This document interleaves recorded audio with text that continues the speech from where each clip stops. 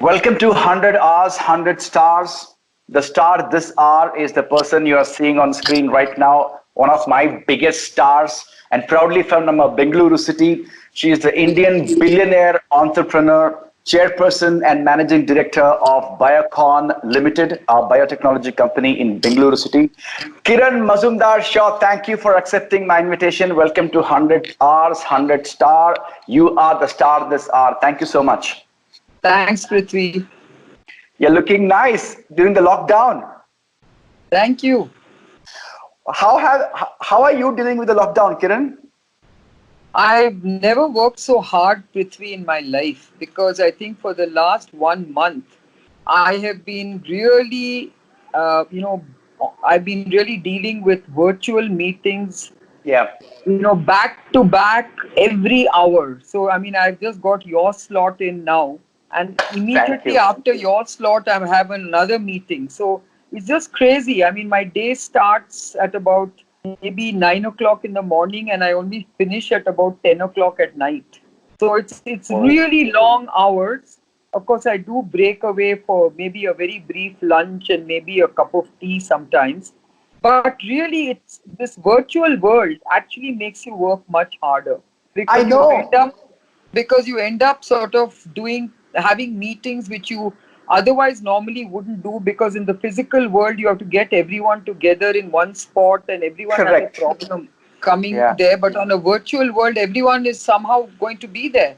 And then you actually run your day much more efficiently because, when you're on a virtual meeting, there is a time-bound starting and stopping time. Yes. So I think actually the virtual world works more efficiently than the physical world. But then you'll have to put in, I think you have to slog a little extra in the virtual world.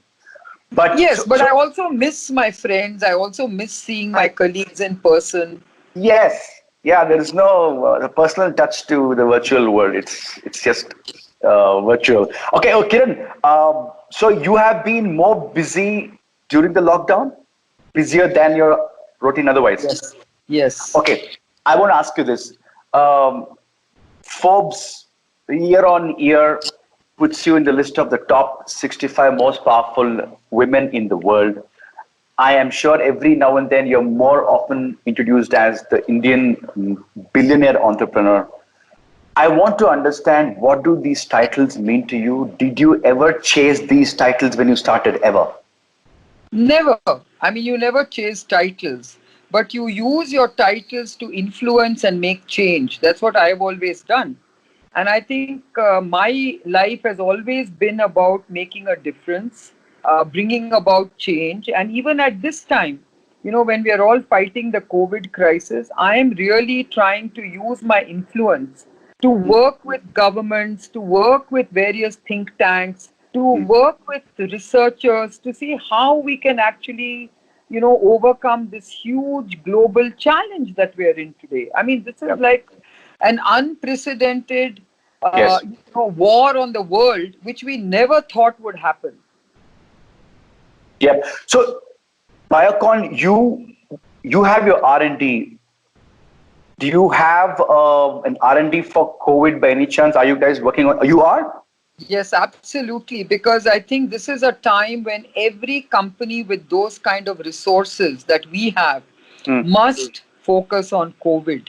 And we are doing a number of things, Prithvi. You'll be very interested to know that. Please share. Our company Syngene over the weekend actually got approved to be another testing lab, and we've actually expanded the testing capacity. And even before we got approved, I said, let's do it free of cost and help the government. So that's what we are doing in terms of helping them deal with their backlog of testing. We have a world-class, viral testing laboratory, which we put to good use, because otherwise we were doing it for research, and now we're, using it for delivering on diagnostic services. Then, you've heard about the challenge of serological tests, because these are blood tests which test antibodies and antigens. And as you know, there was a big scandal about importing these kits from China and then rejecting them. So we are trying to develop a reliable kit, and I think we've already developed a reliable ELISA kit, which is basically able to very accurately test antibodies. And which especially this is very useful when you test patients who have recovered from COVID and people who didn't even know they had COVID, but they've recovered. So you can actually test such people. And that's what they say builds up herd immunity, which means society starts becoming immune to this virus. So those are the kind of tests we are developing. Then we are working with vaccine companies in India to help them with bringing their vaccines to the market. Then we are developing antibody therapies. Then one of our drugs is actually being used for treating serious COVID patients to see if that drug can work in saving lives. So I think there's so much happening on the COVID front that I think this is an opportunity which has suddenly come out for our researchers to look at and gives them a very deep sense of purpose, and me too. Why is it that the vaccine takes this long, Kiran? They take years. So the vaccine development program actually takes long because you have to first establish how it works in an animal model. That itself takes a short time. And that basically means that you first vaccinate the animal with your vaccine. Then you challenge the animal by injecting it with, say, coronavirus, and seeing whether they still can fight the virus because they've been vaccinated.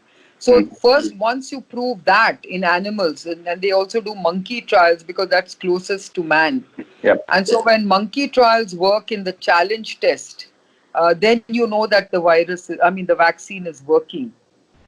And then you basically start very safely taking it to humans. So you first take it into healthy volunteers who you know are more healthy, and therefore they can actually take, a vaccine is nothing but a dose of a small amount of the virus, right, in a certain form, in a non-virulent form. And then your body is supposed to develop antibodies against that and immunize you against future, if you do catch the infection. So that's what immunization is. And therefore, what happens is that when you actually give this vaccine to healthy patients, you expect them to actually develop the immune response. And then you have to make sure that the immune response is long enough and it is enduring. And so that they actually get immunized for a long time, So all this takes a lot of time. So the first part of the test is just a safety test. Then you do an efficacy test in a small number of people. That also takes time, right? And then you do a phase 3 study, which basically then tells you that this vaccine is actually doing what it's supposed to do. Wow, yeah. So the procedure is quite long drawn. Okay. So, but anyway, this process is being reduced and abbreviated so that the normal time is compressed. Super. Okay. I don't know if you remember, I was personally there at your organization to host your annual day. I think it was 2 years ago. Yes. Massive. Now, I want to bring this to your ears. I'm sure you have heard it, but I want to say what I saw. Your employees genuinely love you and respect you. And the people who came and told me that you're so easily approachable, you mingle with them so freely. I want to ask you this, Kiran. Is this what you have learned on the way to treat people the way you do? That's me. I think I've always been approachable and to anybody. I mean, even when you call me, I'm always approachable. Yes, and I care about people. I'm very gregarious by nature, and I really believe these are simple joys you can give people by just connecting with them. Fantastic. I don't know personally in my circle or not just in my circle in India, more qualified than you are to ask this question. especially at a time such as this, your tips for aspiring entrepreneurs? First and foremost, Can I just break that? One, sorry. Before that, can I ask you one more question? Did you always aspire to be an entrepreneur? no. I always call myself an accidental entrepreneur. I never planned to be an entrepreneur. And I basically was thrown into the deep end because I didn't get a job. And I decided to start my own company. I, took a big risk, but it paid off. And I learned on the job. And that is why I'm not the typical, handbook entrepreneur that you normally expect. I'm actually somebody who's self-taught. I work very intuitively. I use a lot of common sense. I connect with people because I told you that I care about people. And I also remember even during this time, it was not just about the research that we did, but we actually, reached out to the slum dwellers. We reached out to the poor people in our city. We reached out to the migrant labor in our city, and of course, we distributed thousands of grocery kits. Awesome. I supported many organizations, and I said, please go ahead and do this because they need our help at this time. I even supported Anil Shetty's very nice initiative of distributing cash to some of the very poor families. Things like that, Oh, you're doing that through your foundation? You have a Biocon Foundation as well, Yeah, right? so Biocon CSR wing. Foundation did most of that, but I also did some through BPAC. Oh, okay. Yeah. Oh, you're actively involved with BPAC as well. Well, I chair BPAC. I spoke to Revati recently. I put her on air, and the idea was to generate some funds as well.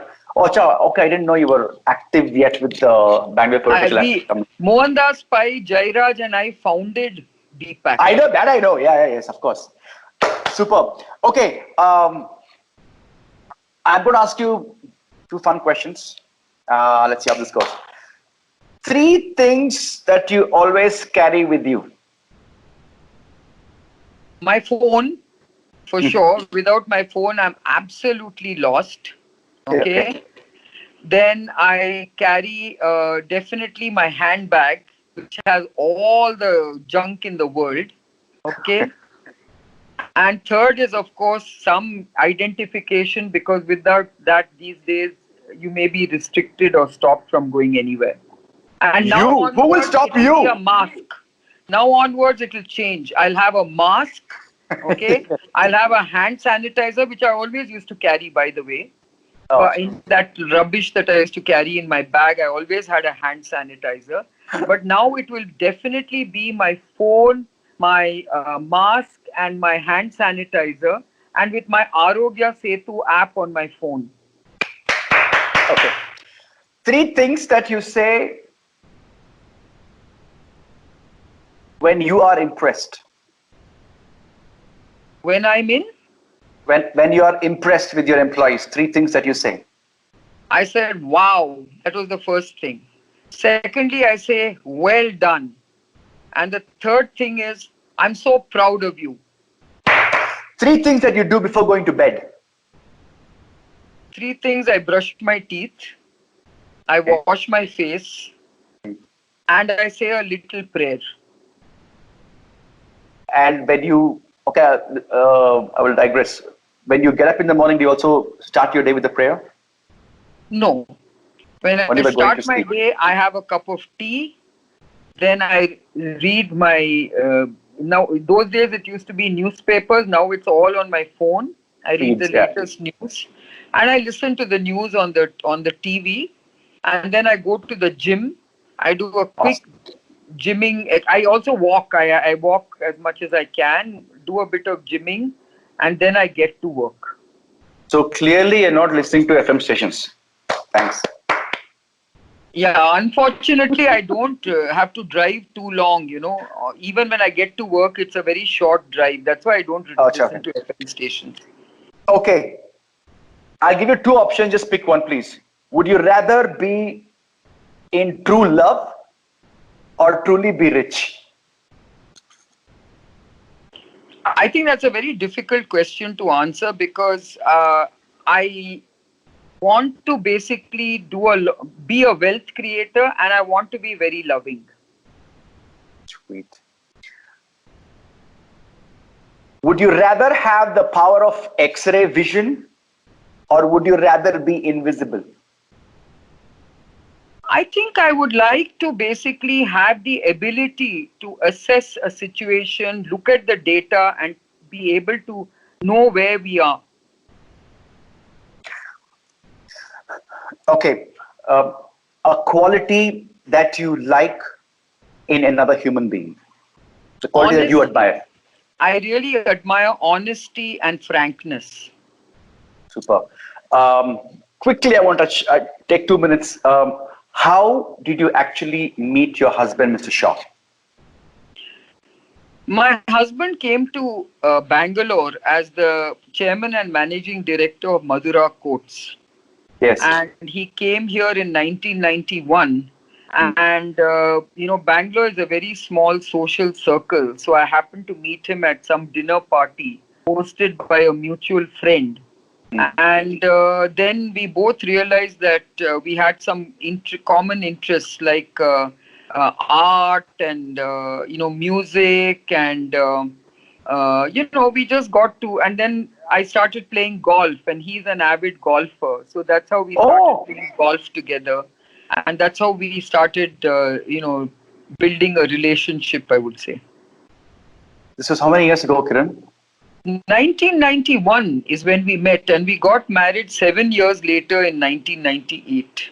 You were courting each other for 7 years? Yeah. And very good friends. 3 things you like about Mr. Shaw?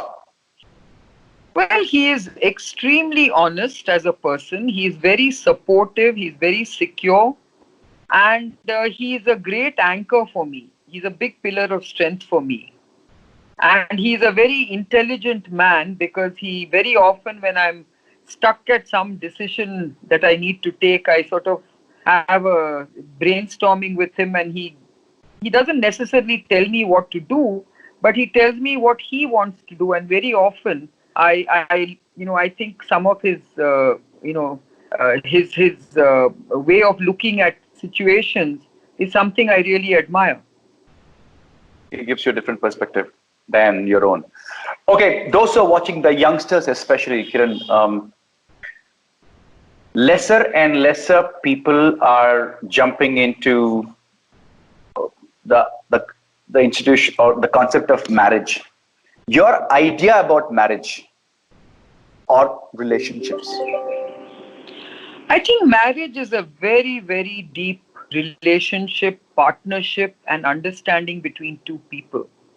And I think that's what it's about. I mean, you need someone whom you feel very close to, somebody you can trust, and somebody who's your sounding board all the time. That's the way I look at a marriage, saying that it gives you that sense of security, that sense of comfort, and that sense that you belong.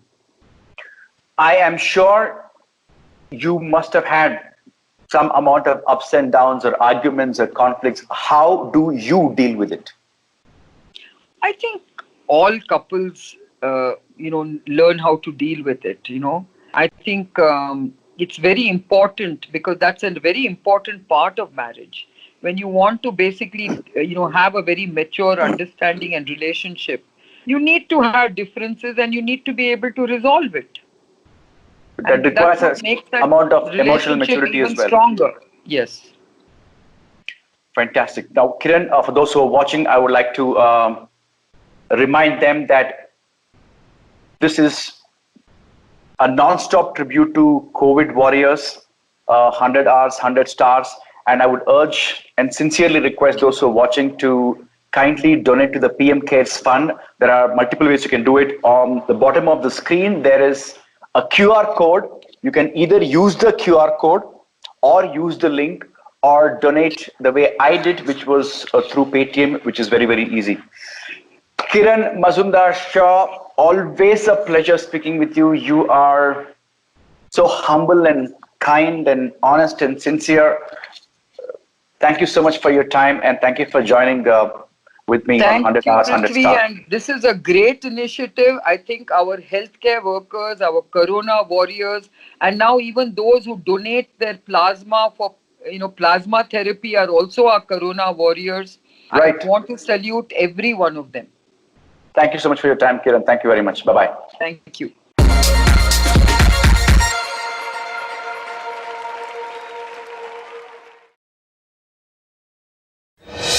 जब सारी दुनिया कर रही थी बकवास, तब fever voice of change की शुरुआत करते हुए रेडियो पर जॉन इब्राहिम, गौतम गंभीर और वरुण धवन ने मिलकर ये कहा। हाय, मैं हूँ गौतम गंभीर। हाय, मैं हूँ वरुण धवन। हाय, मैं हूँ John Ibrahim. Fever voice of change के साथ मैं कहता हूँ बकवास बंद, बदलाव शुरू। फीवर वॉइस ऑफ चेंज का सबसे पहला इनिशिएटिव था नो MC, नो BC। मैं जॉन इब्राहिम कहता हूँ, मैं वरुण धवन भी ये वादा करता हूँ, हम अपनी शहर की औरतों को जुबान से इज्जत देंगे, यानी नो MC, नो BC। उसके बाद मिशन तेजाब में कई एसिड अटैक विक्टिम्स की जिंदगी का रुख बदल दिया। हाय, मैं हूँ आमिर खान और fever voice of change acid attack victims को एक नई जिंदगी दे रहा है। मैं इसका स्वागत करता हूँ। मिशन जुर्रत में देश के सारे पुलिस डिपार्टमेंट्स को एक साथ मिलकर कहा। नमस्कार, मैं अमिताभ बच्चन बोल रहा हूँ। दिल्ली, बेंगलोर, कोलकाता और मुंबई पुलिस को बहुत बहुत शुभकामनाएं मैं देना चाह रहा हूँ। आप फीवर 104 FM मिशन जुर्रत का हिस्सा बने। ये बदलाव की बहुत बड़ी शुरुआत है और मेरी शुभकामनाएं आपके साथ। जब कश्मीर में फ्लड्स आए, लाखों की तादाद में खाने पीने की सामग्री कश्मीर भिजवाई। हमारी इस कोशिश के लिए मिशन कश्मीर ने जीता गोवा फेस्ट में प्रेस्टिजियस एबी अवार्ड। मैं और आप मिलकर फीवर वॉइस ऑफ चेंज का अगला प्रोजेक्ट शुरू करते हैं, blood bank 104। Blood bank 104। Fever voice of change के साथ मैं जॉन इब्राहिम ये वादा करता हूँ कि इस शहर में जब भी होगी खून की दरकार, तैयार रहेगा फीवर 104। और फिर ट्रैफिक जैम की वजह से नहीं जाए कोई जान, उसके लिए हमने शुरू की अपनी मुहिम एम्बुलेंस फर्स्ट। हाय, मैं हूँ जॉन इब्राहिम। हाय, मैं हूँ गौतम गंभीर। हाय, मैं वरुण धवन बोल रहा हूँ। हाय, मैं हूँ आलिया भट्ट। जब भी एम्बुलेंस का सायरन सुनाई दे तो हो जाए लेफ्ट, क्योंकि एम्बुलेंस फर्स्ट। अब बकवास बंद, बदलाव शुरू। एम्बुलेंस फर्स्ट के साथ साथ फीवर वॉइस ऑफ चेंज ने जिम्मा लिया ऑर्गन ट्रांसप्लांट का और बनाया ग्रीन कॉरिडोर, जिसमें एयरपोर्ट से हॉस्पिटल का सफर जो घंटों का था उसे मिनटों का बना दिया। एम्बुलेंस फर्स्ट का डंका सिर्फ हिंदुस्तान में नहीं बल्कि न्यूयॉर्क तक बजा। रेडियो के ऑस्कर कहे जाने वाले न्यूयॉर्क फेस्टिवल ने एम्बुलेंस फर्स्ट इनिशिएटिव को 2 बार NYF अवार्ड से नवाजा।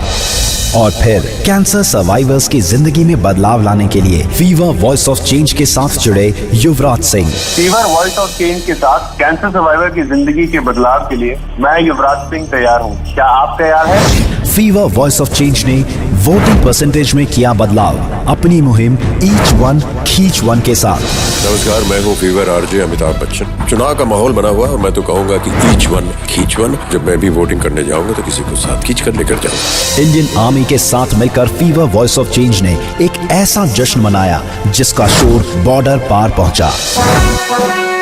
मैं गौतम गंभीर। मैं हूँ colonel VN Thapar, captain Vijayan Thapar का फादर। मैं हूँ major Gaurav Arya. Fever FM के साथ मिलकर कहता हूँ, इस कारगिल विजय दिवस मिलकर ऐसा जश्न मनाएंगे कि शोर बॉर्डर पार पहुंचे। जय हिंद, जय हिंद, जय हिंद, जय हिंद। 7 दिसंबर Indian armed force flag day पर फीवर वॉइस ऑफ चेंज के साथ पूरे हिंदुस्तान ने मिलकर दिखाया अपना देश प्रेम। मैं सिर्फ यही रिक्वेस्ट करना चाहूँगा सारे अपने फैंस से और लिसनर्स से, आप फेसबुक हो चाहे इंस्टाग्राम हो चाहे इवन ट्विटर हो, अगर आप अपना फ्रेम चेंज कर सकते हैं 7 दिसंबर को तो कहीं ना कहीं आपको रिस्पेक्ट दे रहे हैं आर्म फोर्सेस को। दिल्ली की बिगड़ती हवा और पोल्यूशन से एनवायरनमेंट को बचाने के लिए फीवर वॉइस ऑफ चेंज लेकर आया प्रोजेक्ट ग्रीन हार्ट्स, जहां हमने दिल्ली NCR में लगाए 1 लाख से भी ज्यादा पेड़। आप पहले 1 या 2 पेड़ों से शुरुआत करो और कोशिश करो कि उन पेड़ों को अपने बच्चों की तरह बड़ा करो। पुलवामा अटैक इस मुश्किल की घड़ी में पूरे देश को शहीदों के परिवार से जोड़ रही थी एक वेबसाइट भारत के वीर। तो फीवर वॉइस ऑफ चेंज के साथ मिलकर सुपरस्टार अक्षय कुमार ने फीवर 104 FM पर DG CRPF से कहा, हेलो डी साहब, शरद। हाँ, नमस्कार। नमस्कार। अक्षय भाई मेरे साथ दूसरी लाइन पे। नमस्ते जी। मेरे लायक कोई भी सेवा हो, मैं बोला पूरा देश आपके साथ है इस वक्त। अभी I have just sent 5 crore rupees to Bharat के वीर from my side. Fever voice of change ने शुरू की मुहिम #सिंगल यूज प्लास्टिक से ब्रेकअप। मैं तो सभी दुकानदारों से आग्रह करूंगा, आप अपने दुकान पर हमेशा बोर्ड लगाते हैं, एक बोर्ड ये भी लगा दीजिए, कृपा करके हमसे प्लास्टिक की थैली की अपेक्षा न करें। और फिर पहली बार देश के किसी मीडिया हाउस की पीठ थपथपाने के लिए देश के प्रधानमंत्री श्री नरेंद्र मोदी जी ने फीवर 104 एफएम के लिए ट्वीट किया। फीवर वॉइस ऑफ चेंज के पिछले 5 सालों की ये तो बस एक छोटी सी झलक थी, लेकिन फीवर वॉइस ऑफ चेंज की टीम जॉन इब्राहिम के साथ कहती है, ये बस शुरुआत है, बदलाव अब भी बाकी है।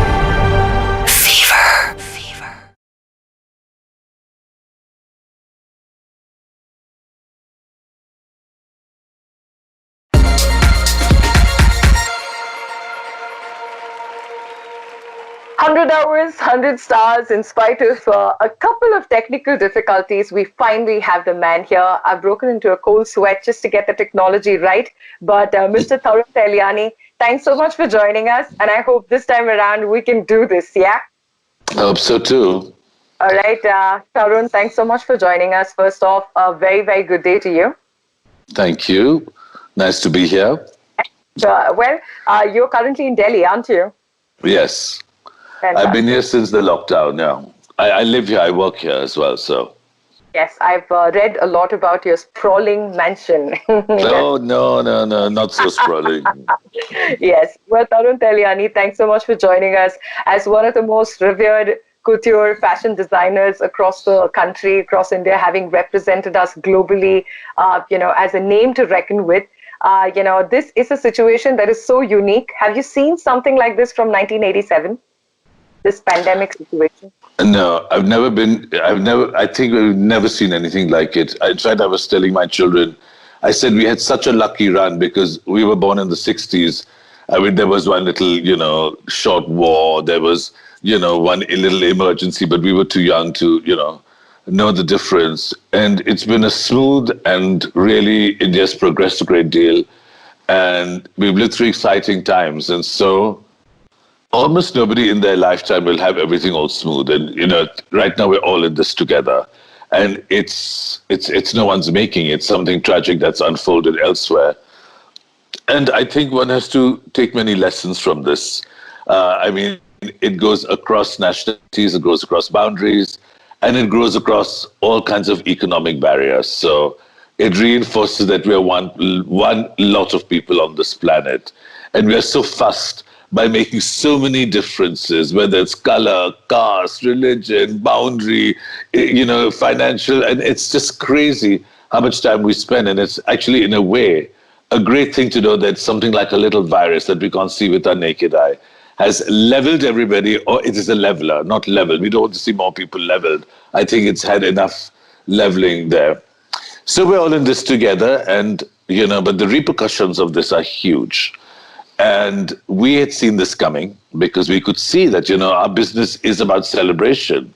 And the last wedding happened on the 15th of March. And everyone was nervous, and half the boys' side couldn't get here from America. So a friend's daughter marrying an American. So his parents made it, his brother made it, they just whizzed in, did the wedding and flew back. And it's kind of, and then it sort of spiraled, and we had the mock lockdown, and then we went straight into a lockdown. I would really have loved it if there was a little more planning and we could have planned for this month and a half of sitting at home. It would have been good for our own sanity, and it also is good for what will happen when you come out of this. But anyway, we got very busy because the first problem was starvation. So many migrant labor were, just running them loose. So we're running a soup kitchen outside the factory in a municipal school with 2 other factories. We're now feeding 2,700 people twice a day, but we can't stop it, And we're thinking about what to do next because no one knows what's going to happen. But I guess, it's everyone's in this together. Like I said, it's affecting every business besides pharmaceuticals or 1 or 2. And I don't know, no one knows what the final damage will be. But I hope the cure was not more difficult than the actual original problem that we had. Let's see. Absolutely. Well, that I have to say with respect to what's happening at this point in time, Tarun, is the fact that, with people like you across the board who have, completely come out there in support, want you to make a big shout out to the country. Anybody who's watching this is 100 hours, 100 stars across the Fever Network, across the Hindustan Times Network.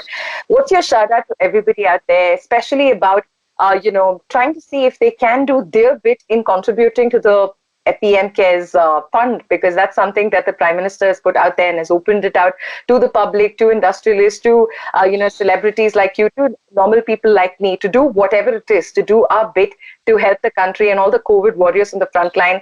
We have left a link here for people to click.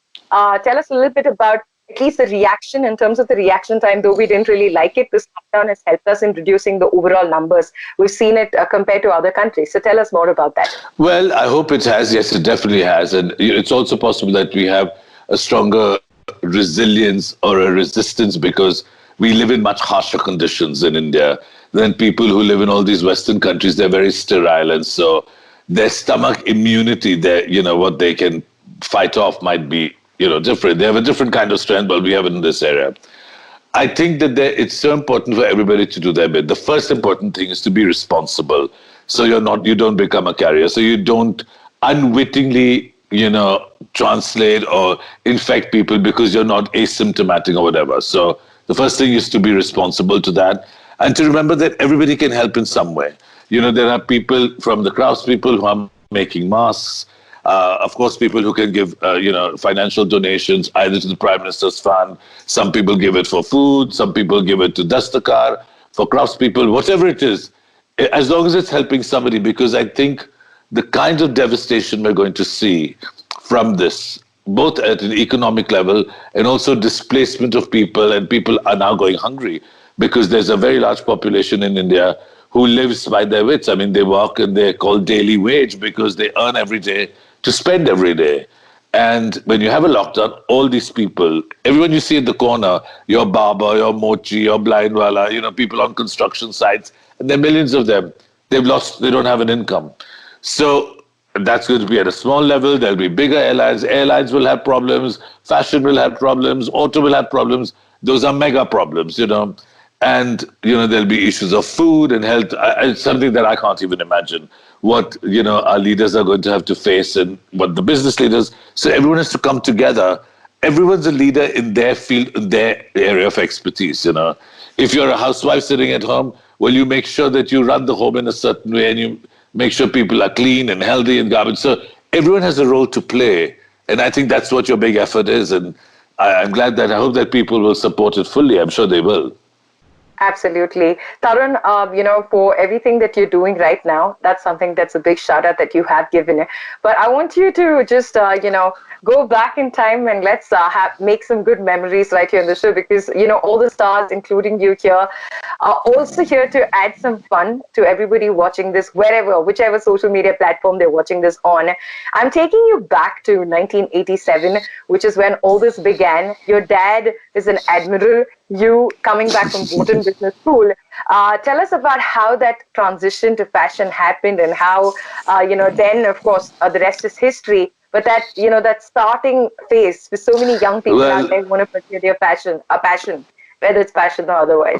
Yeah. Well, I know. I think and I also feel terrible for all the young people because at a moment like this, to be graduating, to be starting a career in a market that's going to be so contracted, it's going to be tough. But of course, luckily the young people today are much smarter than we were and much more driven, I think, and much more focused. Well, I came back from Wharton and India was still, I had to come back because my father was becoming Chief of Naval Staff and he had to buy the government's order, couldn't do it if he continued. He was a trustee in this company that my mother was running for her father. No one was alive anymore. And so I came back, I had no experience. I was suddenly running oil field equipment and machine tools. I was working underneath the managing director, of course. But I was bored out of my skull, and this was not a life for me. And, there's a good thing. We were quite broke. I was married to my college sweetheart, and she went to try and be an usherer at a big Pierre Cardin fashion show. Pierre Cardin was a very big, fantastic French designer at the time, and he was coming to Bombay, and they were only bringing 5 models, and she got picked, and I saw my first show. And it was a eureka moment because I'd sketched all my life, but we didn't grow up thinking there was an industry like fashion. Today, youngsters have a million options they can do. And, us parents are encouraging and we'll send them to schools. At that time, fashion was sewing in a polytechnique for women. It was under home sciences, how to mend the button, how to make yourself a shalwar, I guess. Because we actually came from a textile industry. We didn't really have a fashion industry in the Western terms of the word, So it was mostly a sari-wearing country. You could wear your grandmother's saris even today. But abroad, no one's going to wear their grandmother's dresses, unless they want to look like they're from a different era. So that's how it all started, One thing led to another. She was shooting a campaign. Rohit Khosla was the stylist. We talked about all these wonderful Indian talents who had no place to showcase. And because we had that machine tool showroom empty, we decided to use it to convert it into a very fine store that would show the best of Indian design, but not show it jammed, like sardines as all Indian stores were. Although there were a few very nice stores like Raviso. But to start a new way of celebrating, acknowledging, understanding and educating India, what this contemporary Indian fashion design scene was about. And that's how that journey began. And that's how On Storm was born. And then, On Storm was born, yeah. And we ran that. And then I decided I wanted to design more. And I went off to back to study this time fashion and the techniques of fashion. And then I came back. And then I moved to Delhi because I felt that Delhi was sort of the fashion capital, Delhi had summer, Delhi had winter, and Delhi was more Indian. And we're about Indian fashion, so.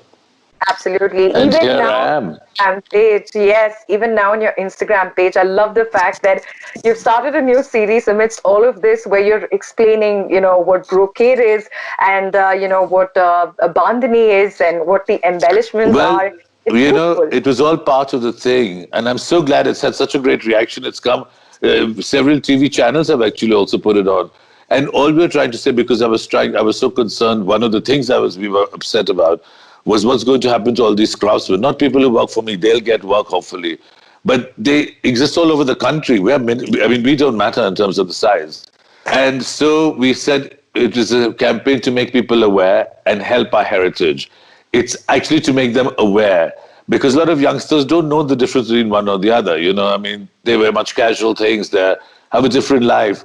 So we were showing that over the years, whether it's contemporary fashion or classical fashion, there's brocades, there's bandhani, there's chikankari, there's Indian chikan. There's so many different techniques that weave themselves into a contemporary Indian story. And we want people to be aware, because now if we are to support these people, it's not, you'll donate one time, you'll donate once or twice. But we have to change and be Indian and buy Indian. We have to support our heritage. And designers like me have to make it modern. So you don't think you're wearing your grandmother's sari or you'll wear it, at that one wedding. It has to come into our everyday life. Like the Italians use their heritage and the French have their heritage. We Indians need to celebrate our heritage more. Not just at weddings, but in our everyday life. Because there are going to be no big weddings. I think that wedding in Karnataka took care of that. So last week. You did see that, all the bling, I did, right? You couldn't miss it. At work things, only 50 people, but still. All right. That brings me to my next question. The wedding season, the big fat Indian wedding, is it going to be forgotten in 2020? What do you think? I'm afraid I think it'll have to be forgotten because till there's a cure or there's a vaccine, you can't have anything big or fat. You can have 20 people, 25 people. They'll be very small, very intimate. They will still wear even more beautiful things because everything will be seen up close. The quality will be seen. You can wear thread work because it's so intimate that everyone will notice. It's not thousands of people with you on a stage. That's over for now. I don't think unless something miraculous happens, and that miracle is the cure or the vaccine. People are, who's going to risk themselves? They're not going to fly. They're not going to go to destination weddings. I was joking with someone saying all our clients are sitting in London and New York every summer. Well, guess what? Everybody's going to be in India. No one's getting on a plane. They're all closing their borders and there are no planes. So it is a huge change of lifestyle for people. And we humans love social contact, right? We can't live in isolation. Absolutely. And we love to dress up. Fashion, if you're, it's for someone, it's just to cover their body. For someone, it's modesty, but it's sensuality, it's sex appeal, it's power. It could be different things to different people. Everyone loves it and will continue to do it. And as long as people are living with people and want to engage and share and feel good, it's always going to be important. We're tired of seeing people in sweatpants. We're all sitting in sweatpants in this lockdown. And I was suddenly looking at some old bridal and couture pictures and saying, wow, because my eyes have not looked at those images for over a month and a half, you know. Right.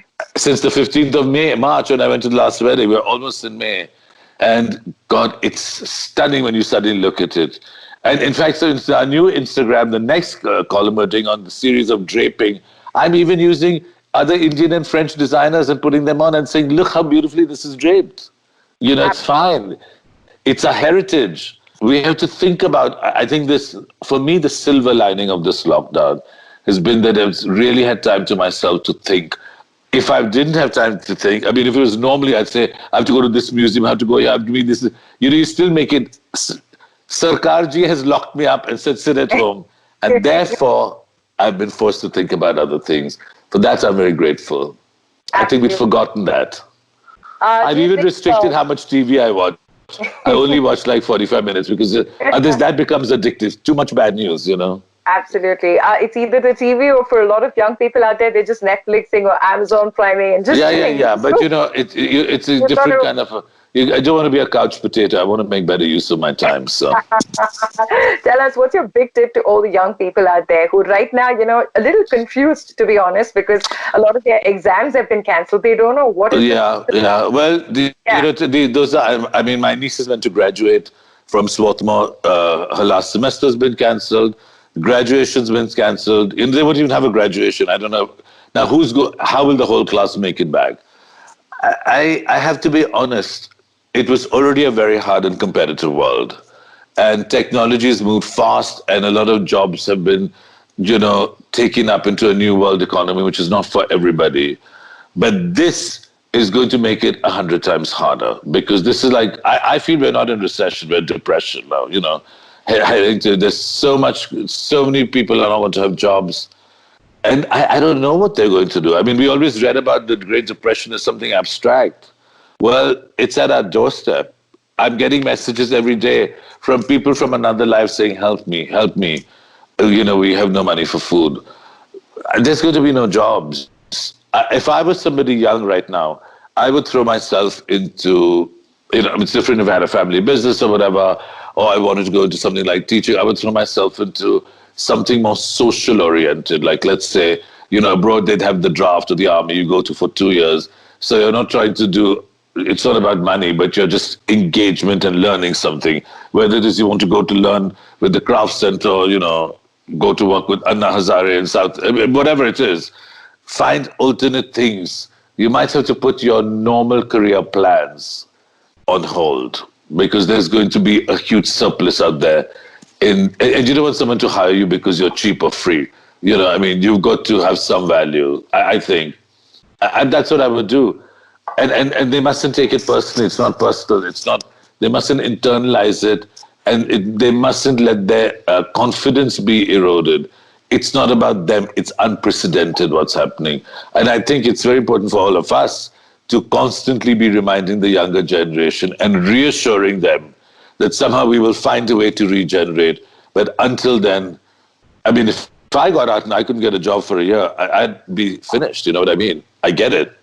So I think it's something we have to think about. Fantastic. It's about regrouping and figuring things out. Now, from the but there are a lot of people to regroup in this country, you know. Absolutely. Well, that's something that's definitely a call out. And I'm sure like social entrepreneurship is definitely a way to go for a couple of months. And I see that a lot of people helping other people at this point in time. Well, also to keep your mind, to be engaged, to have a purpose. We all need a purpose every day. I mean, and you know, a lot of people are trained the purpose was money. Well, it can't be right now. You have to have a much higher purpose. Absolutely. I think, yeah. And that is to just reach out and help other people and put the smile on somebody else's faces. Talking about smiles, what is the fraternization between all the designers, you know, in your league at this point in time? Is there more camaraderie now? Because I did see something that you are doing with Manish Malhotra and, you know, something that you are doing to, you know, raise some money. I think it's for the artisans. I'm not sure what is it. Yeah, well, we've been raising some money for Dastakar. We are some of the designers. I'm going to do something for Shantanu and Nichol's Instagram because they're doing conversations with people from the design industry to see how one can connect and help. Unfortunately, I think in design, for some reason, people tend to be quite competitive. We've always run ensembles, so we always work with everybody. And people say, why are you running it? You're breeding your own competition. And I said, no, it's a wonderful country with millions of talented people. It's not that, there's many different ways to express yourself. So I saw that I'm seeing more camaraderie or whatever at all. I think that they're being much more sensitive, and everyone in design is appreciating more than ever before the craftsmen and the unrecognized hands that sit in our different ateliers, and in Lucknow, and in Farrukhabad, and in outside Calcutta and Howrah, and how much exquisite work they've done. I made a commitment that with the craftsmen we'll do even simpler things, and we'll even sell them on lower markups just to keep the wheels moving for them. We're going to be very flexible now, but we can't let them down. And it's also our culture, our tradition, and it's hard earned and kept because we were brought up in such a silly westernized way. I felt like I had to teach myself everything after the age of 18. When I went out there, because we were being raised as wogs. So absolutely, Tarun. The good bit about having you here today is that I can slightly switch to a nostalgic mode in the last, decade, and ask you a whole bunch of really interesting questions, whatever comes on top of your mind. Okay. Okay. All right. Question number one. What is the one couture week? I know there are a multitude of fashion weeks out there, but a couture week that you associate with most and you are reminded of it in these times, and maybe you wanted to come back in 2021 at least? Well, for me, I would say it's the India Couture Week, because, that's where all the beautiful new bridal fashion is shown. And there's so many exquisite things that show. It's usually in July, and it's a kickoff for the whole season. I like that a great deal. I wish everything would go back to being one fashion week for the whole country and everybody would join. Right. So I go back to the excitement of 15 years back, but it'll happen too. Absolutely. There's so many out there, but it's nice to see. Yeah, people look at me and say, another fashion week. I'm like, no. Okay. Right. What is your fondest memory in the last, I think now 3 decades of you doing this almost, of you, connecting with what you do most? Is there a story that you remember personally where you said, okay, this is what I'm doing and this is what I'm meant to do and this is what I will continue doing? Even during this lockdown, you have had, had time to reflect. Well, I think my reflection has come, bridal became a very big thing, but I feel bridal's become quite out of hand. It's so over the top and, even trying to be royal. So I feel like a pushback. I love India modern fashion. I love things a little lighter, a little cooler. I think when people wear clothes with their own attitude rather than being drowned by something, it's so much more beautiful. It's not necessarily less, it's sometimes higher quality because it's not all this thick work. I feel like the time has come to go back to that fantastic mix, where Indians, we speak in English, but we don't have to dress either Western or Indian. We have to find a very cool medium that becomes us today, that's in between, that reflects us at every moment. Absolutely. And I think you've definitely nailed it. And you have so many techniques and, designs that are out there that are breathtaking. Every time I see something pop on my feed, I have a smile on my face. Next question here is a personality, a celebrity who you've always really loved dressing up. I know you do so many weddings, you do so many, big weddings. You also do big couture weeks. But you can't. There are so many lovely, women who are also individual in many ways, that it's always hard and you don't want anyone to feel bad. I've dressed so many beautiful brides, I can't single anybody out. And, we shot lovely campaigns in the early years, both with Katrina and with Deepika, and we've done wonderful things. Shilpa's worked for me for years and brings the clothes to life, as in Meher Jaisia. And there are many, Archana Kumar from Bangalore, the lovely Bangalore model who's in every campaign. So all these people bring a different life to it, I think designers like me will always have many muses. Absolutely. I mean, the muse keeps changing. I loved what you did with Priyanka Chopra, that black. Yeah. Yeah, I really Well, like that. she's so modern. She always wants to be modern. And it had to be a sari, so we just, swept it around. Sort of a drape, right? Thank you. Yeah, that was beautiful. Tarun, tell us, you're sitting in Delhi right now, but what is one city or a town in India that you find incredible to go to visit? Maybe the artisanship in that place is just beautiful, just the sights, the sounds. Because we can't travel now, maybe we can reminisce. Well, for me, I mean, if I'm looking textile, of course, it's Banaras, there's no question. And if I want a lot of fine work that I do, it's Lucknow. But as a city, take me any day to Rajasthan, because every city in Rajasthan for me is magic. And it's so romantic, and the architecture is beautiful, and the women in their colors, and those men in those big safas, although that's also going, and the forts, the palaces, the language, the food, I mean, just their love of music. And all that color against the starkness of the sandstone. I mean, to me, there's nothing like it in the world. It knocks me out every time I go there. Wow. And I can go there again and again and again, and I will. I know, absolutely. It breathes royalty, colors, all the beauty in the world. I love. It's just actually, it's an Indian life. I mean, we were associated with royalty because of 2-3 palaces, and of course, Gayatri Devi was the most elegant. Where was Gayatri Devi ever overdressed? The most elegant, understated woman. I don't know what we've defined as royalty, but the Jaipur royals are very understated, all of them. But it's just a stunning life, a way of life. And it has magic, all over. But Udaipur, Jodhpur, oh my God, Jodhpur, stunning. Whether you're the Umaid Bhavan or you're the fort, that fort knocks you out. Or, my dear friend, the designer Raghu Rathore, Ajit Bhavan, each one exquisite, and their manners, they've kept a tradition. And I feel that in urban India, we've lost tradition. We went from families to being nuclear families to being westernized. We don't know. I mean, now maybe we'll start doing Namaste again. We even lost that.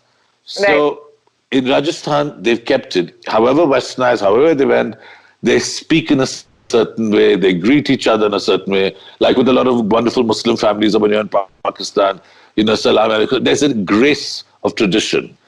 We miss that in these big multicultural cities. I think that's the beauty. And that's something that's possibly going to come back, because no place. I don't think it's not going to come back. We're going to now, as modern Indians, you're going to go back? No, you can't go back. You have to redefine what these are. Everything will change. You can't go back. Nothing goes back. It only moves forward. Everything's going to change. But we will now develop in this post-COVID India, perhaps a slightly gentler way. I mean, I don't know. It's hard to say, because we're also getting so Americanized with all this Netflix, the next generation. I mean, that's reality. Absolutely. And that's where you strike that middle ground, right? In the south of the country, because I'm from Bangalore, what's the one place or state that you go to where you love the food? Because I'm switching to food now. From Rajasthan, I'm going to bring you down. I'm married to a girl from Andhra, so it's Andhra, the best food. I even have an Andhra cook. I just love that food. Right, it is spicy. Fantastic, delicious. Right? Yeah. Sorry, are you used to the spice? Yeah. Yeah, they tone it down for me. Right, so that's something they've done. I'm sure the wife keeps the mirch up though. No, now everyone thinks it's not healthy, so everyone's much more temperate, It's doing that, right? With respect to from passion to homes, your son is doing something with respect to homes. Tell us about what the real estate industry and that part of life, what's happened there. Another disaster from here because of COVID. I think real estate was already. I mean, I wouldn't say we're in real estate. We do few small projects. We are minuscule. We are smaller than boutiques. So I wouldn't like anyone to misunderstand or think otherwise of the scale. It's very small and it's very special, and it's we work as creative directors on some beautiful homes and some hotels, and we've got some projects in Goa, but everything's going to be very badly impacted by this. Who's going to go out and buy a home? Although having been locked down in Delhi in a farmhouse, I think the nicest thing is, because these things might happen, The first thing I would do if I lived in an apartment, if I could afford it, was have a nice home, a second home. So when this happens again and again, I could take off because it's changed the experience, you know. Right. I mean, honestly, we couldn't complain.